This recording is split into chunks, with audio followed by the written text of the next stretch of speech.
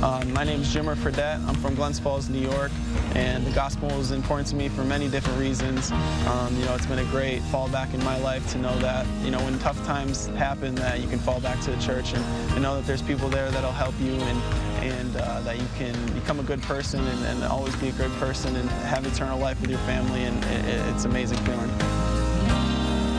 Thank you, Jimmer.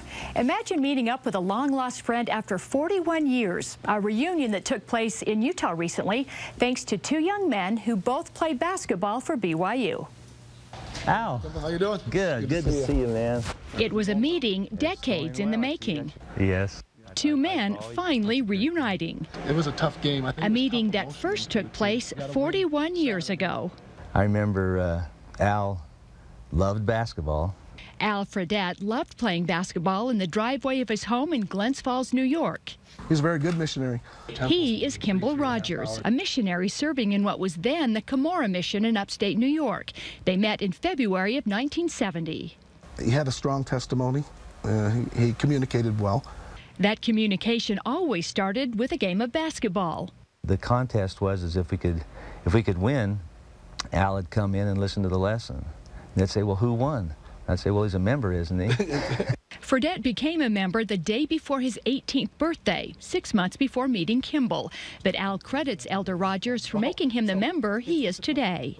I certainly didn't understand all the doctrines or know everything about the church at that point. And so I would come home, and I was really being taught the gospel kind of after my baptism. I needed that teaching. It strengthened my testimony and helped me make the person that I am today and the testimony that I have today, which is extremely important to myself and my family. Now Jimmer. Speaking of family, after 4 decades, not only did Al and Kimball reunite, their sons also became friends last summer. Jimmer kept telling Dad, you got this kid. He's a great shooter, he's a good ball player. Al's son Jimmer was talking about Kimball's son, Stephen. Then Kimball made the connection when he found out Jimmer was from Glens Falls. Sure enough, and here's a good pitch for missionaries to keep in a journal. I found an entry that said my companion and I had gone to dinner to the Fredette's home. It's unbelievably amazing that he came and taught me 40 years ago. We go our separate ways for 40 years. Then we both have a son good enough to play at a Division I level. They both go to BYU, and they're teammates at the same time. Jimmer! Jimmer! From the Jimmer will have a high profile wherever he goes, and it'll be easy for us to follow them. But I'll also know that those people on the sideline, his family. A family that has grown significantly in the gospel. Since the baptism of Al and his siblings, there are now more than 60 members from the Fredette family.